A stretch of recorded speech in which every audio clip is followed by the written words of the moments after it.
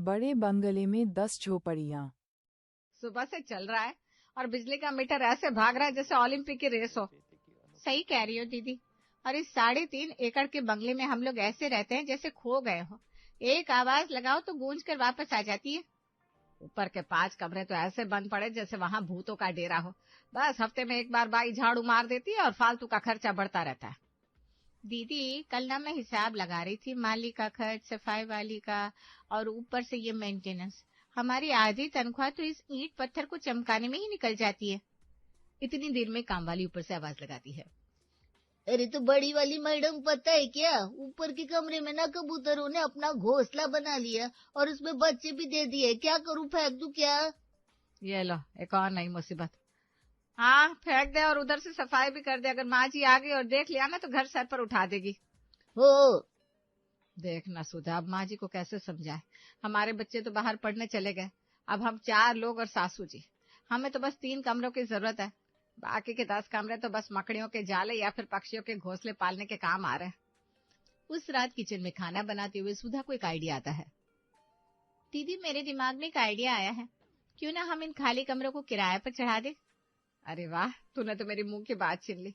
अगर 10 झोपड़ियां, मेरा मतलब 10 किराएदार भी आ गए तो महीने की मोटी कमाई घर बैठे हो जाएगी।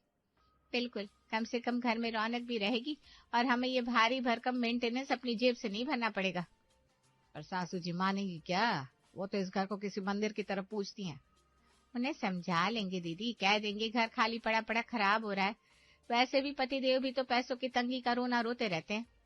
तभी माया और सुधा ड्राइंग रूम में सोफे पर बैठे पतियों के साथ बात करती हैं। अरे रमेश, इस महीने बिजली का बिल 10,000 आया है। भाई साहब, माया और सुधा भी यही कह रही थी। उनका कहना है कि ऊपर के कमरों को किराए पर दे देना चाहिए। हाँ जी, देखिए ना सुनील जी, बच्चे तो हॉस्टल चले गए, अब इतने बड़े घर का हम क्या अचार डालेंगे। किराएदार आएंगे तो लक्ष्मी भी आएगी और हमारा मन भी लग जाएगा। हम ना सारा दिन बोर हो जाते हैं। बात तो तुम्हारी 16 आने सच है। खाली पड़े कमरों में तो सीलन आ रही है। और नहीं तो क्या, आज ही अखबार में इश्तिहार दे देते हैं। कमरों की हालत तो वैसे ही राजा महाराजों वाली है, लोग टूट पड़ेंगे रहने के लिए। बस एक बार मम्मी जी को मना लीजिए, वो थोड़ा सा आनाकानी करेंगी पर पैसों का फायदा देखेंगी तो मान ही जाएंगी। तब मौके का फायदा उठाकर सुधा और माया अपनी सास से बात करती हैं।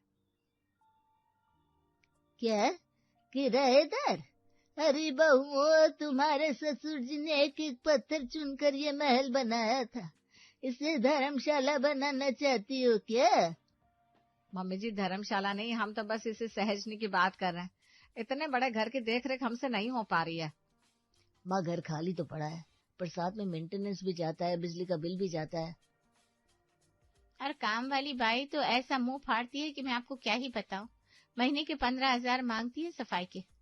और मम्मी जी सोचिए ना, किराए से जो पैसा आएगा उससे हम घर में नया पेंट और बगीचे को और भी सुंदर बनवा लेंगे।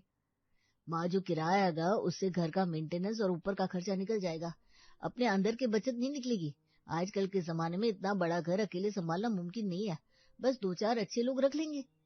देखो मुझे ये सब पसंद नहीं है। बाहर के लोग आएंगे तो घर की मर्यादा और शांति भंग होगी।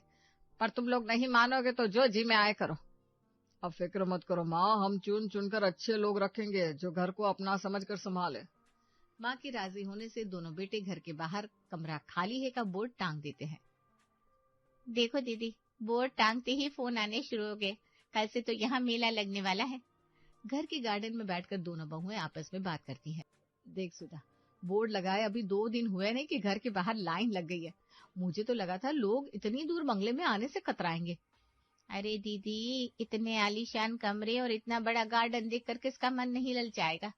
सच कहूँ तो अच्छा ही है, हम दोनों सारा दिन एक दूसरे का मुंह ताकते रहते हैं। सही कह रही है। मर्द तो सुबह सुबह ऑफिस निकल जाते हैं और मम्मी जी का तो पूछो मत, कभी कीर्तन कभी सत्संग, सारा दिन घर से बाहर रहती हैं। अकेले रह रहकर दीवारें काटने दौड़ती हैं।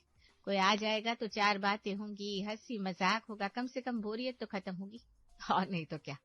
अब देखना इस सन्नाटे भरे बंगले में कैसे रौनक लगती है। मुझे तो अब से ही किटी पार्टी वाले मजे महसूस हो रहे हैं। अब कुछ किराएदार आते हैं और रूम फाइनल करके जाते हैं। वो भाई साहब, क्या बंगला है, ऐसा लग रहा है जैसे किसी फिल्म के सेट पर आ गए हो। ये ऊपर वाला कमरा हमारे लिए पक्का समझो। देखिए भाई साहब, बस एक ही शर्त है कि घर को अपना समझ कर रखिएगा। मेरे पिताजी ने बड़ी हसरत से इसे बनवाया था। और आप फिक्र मत कीजिए, हम तो वैसे भी बहुत सलीके वाले लोग हैं। ये गार्डन एरिया तो बच्चों के खेलने के लिए जन्नत है। हाँ, बस 10 कमरे हैं हमारे पास।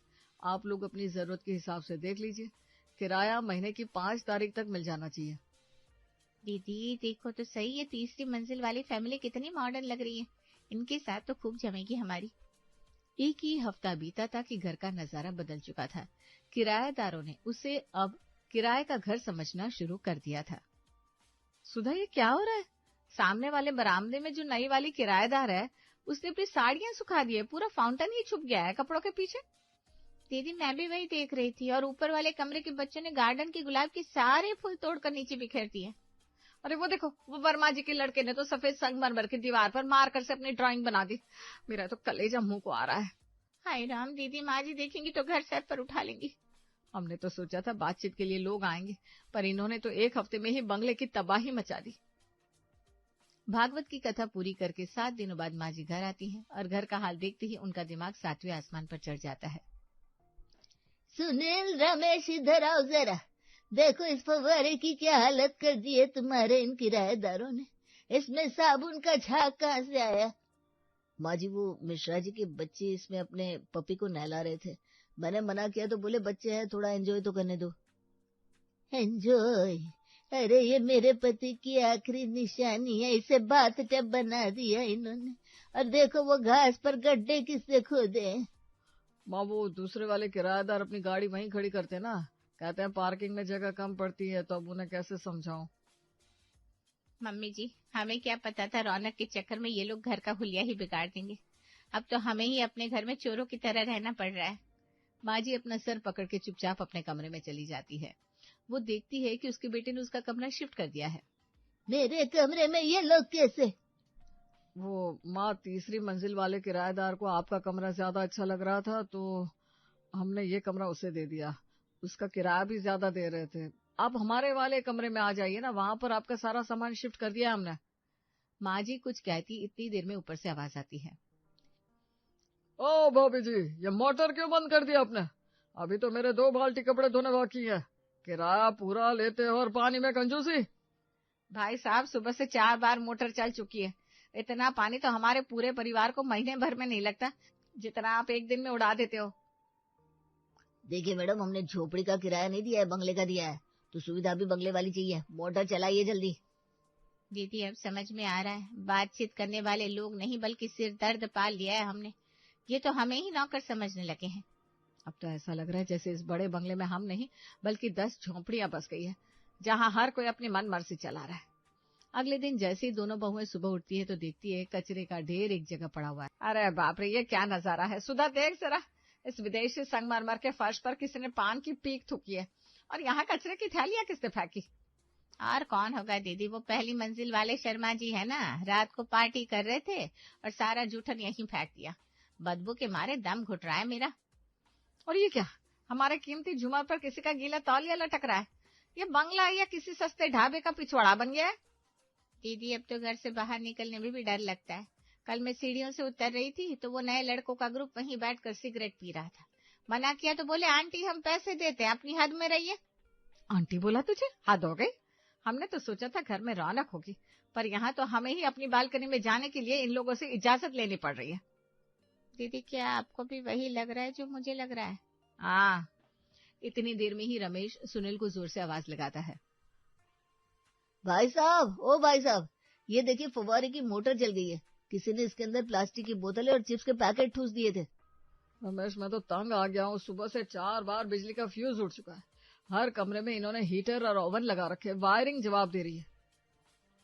ओ मालिक, ये लाइट कब आएगी? हमारे बच्चे अंधेरे में नहीं बैठ सकते। और सुनिए, ये जो आपके पिताजी की फोटो लगी है ना हॉल में, इसे हटाइए। यहाँ हमें अपना बड़ा आईना लगाना है। क्या? वो मेरे पिताजी की याद है, उसे हाथ भी मत लगाना। आप लोग अपनी हदें पार कर रहे हैं। देखिए, किराया जेब में रखिए और फालतू की बातें मत कीजिए। घर किराए पर दिया है तो अब ये हमारा इलाका है। जब खाली करेंगे तब अपनी फोटो देख लेना। 6 महीने बीत चुके थे और किराएदारों ने घर का बेड़ा गर्क कर दिया था। अब वो एक आलीशान बंगला नहीं बल्कि एक मकान लग रहा था। सुनील जी अब ये सहा नहीं जाता। कल उन किराएदारों की वजह से चिंटू को सीढ़ियों पर जगह नहीं मिली और वो गिर गया। उन्हें जरा भी तमीज नहीं है। और हमने सोचा था कि हम उनसे बातचीत करेंगे। बातचीत तो दूर, जब भी मैं किसी को टोकती हूँ तो 2-4 बातें मुझे सुना देते हैं। हम तो अपने ही घर में अजनबी हो गए हैं। सच कहूँ तो हमें लग रहा था कि हम मकान मालिक हैं, पर अब तो ऐसा लग रहा है कि वो 10 परिवार मकान मालिक हैं और हम लोग उनके चौकीदार। मेंटेनेंस बचाने चले थे, यहाँ तो घर की मरम्मत में ही लाखों का चूना लग जाएगा। दीवारें काली पड़ गई है, नलों से पानी टपक टपक कर पूरा फर्श खराब हो चुका है। दीदी अब समझ में आ रहा है कि घर खाली भला, पर ऐसे लोगों के साथ नहीं रहा जा सकता। ये तो बंगले में झोपड़ी वाली हरकतें कर रहे हैं। तभी काम वाली बाई बीच में बोलती है, एक बात बोलूं क्या? इतने दिन से इधर काम कर रही लिए इसलिए बोलती है। माँ जी यहाँ नहीं है, माँ जी जब आएगी ना तो वो तो देख कर रोइच पड़ेगी। ये सब हाल 1 महीने से बाहर गए लिए ना, इसके लिए हो गया है। कब आएगी वो?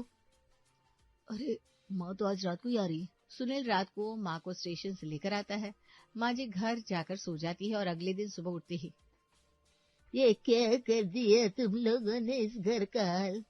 सुनील जरा उस गार्डन की तरफ देख, जहाँ तेरे पिताजी रोज पानी देते थे। आज वहाँ सड़ी हुई सब्जी और कीचड़ पड़ा है। माँ हम क्या करें, हम मना करते हैं तो उलटने पर उतारू हो जाते हैं। पुलिस की धमकी देते हैं कि हमने एग्रीमेंट किया है। मेरा महल स्मशान बन गया है, हर तरफ शोर, हर तरफ गंदगी, हर तरफ बदतमीजी। क्या इसी दिन के लिए ये बंगला खड़ा किया था तेरे पिताजी ने? मम्मी जी हमें माफ कर दीजिए, हमने पैसों के लालच में और अकेलेपन के डर से ये फैसला लिया था, पर हमें क्या पता था कि ये लोग घर को नर्क बना देंगे। अब तो ऐसा लगता है जैसे इस घर की आत्मा ही मर गई हो। बस पत्थरों का एक ढेर बचा है जिसमें अब सिर्फ हम किराएदार बनकर रह गए हैं। इतनी ही देर में एक किराएदार ने जोर जोर से गेट बजाना शुरू किया। सुनिए भाई साहब, आज से ये गेट रात को 8 बजे बंद हो जाएगा, क्योंकि मेरी गाड़ी बाहर खड़ी रहती है। आप अपनी गाड़ी कहीं और देख लीजिए। अरे ये मेरा घर है, मेरा गेट है, आप मुझे कैसे बता सकते हैं कि मैं अपनी गाड़ी कहाँ खड़ी करूँ? ज्यादा शोर मत मचाओ। आप मकान मालिक है तो इसका मतलब ये थोड़ी ना किराया देते हैं हम। अगर ज्यादा दिक्कत है तो कोर्ट में मिलता है, तब तक हम जो चाहेंगे वही होगा। सुधा, ये तो आप घर कब्जाने की बात कर रहे हैं। हमें जल्दी कुछ करना होगा वरना हम सड़क पर आ जाएंगे। कुछ दिनों बाद सुनील और रमेश के बच्चे आर्यन, कबीर और छोटी परी हॉस्टल से अपनी लंबी छुट्टियों में घर लौटते हैं। टैक्सी से उतरते ही उनकी आंखें फटी की फटी रह गई। गेट पर कमरा खाली है का गंदा बोर्ड झूल रहा था। पूरे गार्डन में फटे हुए टायर और कचरा बिखरा था। पापा क्या है ये? हम 1 साल से हॉस्टल की छोटी कोठरियों में इस उम्मीद में दिन काट रहे थे कि घर आएंगे तो अपने आलीशान बंगले में सुकून से सोएंगे, पर यहाँ तो पैर रखने की जगह नहीं है। मम्मी मेरा प्ले एरिया कहाँ गया? वहाँ तो किसी ने अपनी मोटर बाइक खड़ी कर रखी है और पूरे फर्श पर तेल गिरा हुआ है। आपने हमारे महल को धर्मशाला क्यों बना दिया? दादी की गुलाब की क्यारियां किसने उजाड़ दी? मम्मी मुझे इस गंदगी में नहीं रहना, मुझे वापस हॉस्टल भेज दो। बच्चों की ये बातें सुनील और रमेश के कलेजे में तीर की तरह चुभी। उन्हें एहसास हुआ कि चंद पैसों के चक्कर में उन्होंने अपने बच्चों से उनका बचपन और घर दोनों छीन लिए हैं। ड्राइंग रूम में माँ जी बैठी थी। उनके सामने सुनील, रमेश, माया और सुधा अपराधी की तरह खड़े थे। बाहर से किराएदारों के चिल्लाने और कपड़े धोने की मोटर की आवाज आ रही थी। सुना तुम लोगों ने? आज मुझे मेरे पोते पोतियों ने आईना दिखा दिया। तुम लोग जिस मेंटेनेंस और बचत का रोना रोते थे, उसने आज इस घर की आत्मा को ही मार दिया। मेरे पति ने इस घर को ईंटों से नहीं भावनाओं से बनाया था। आज ये घर नहीं एक कबाड़ खाना लग रहा है। माँ मैं माफ कर दो, हमें लगा था।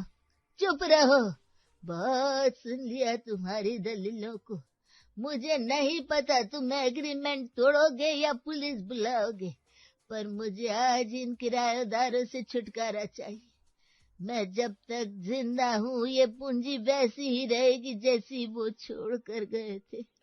मुझे मेरा आलीशान बंगला वापस चाहिए, जहाँ शांति हो, मर्यादा हो।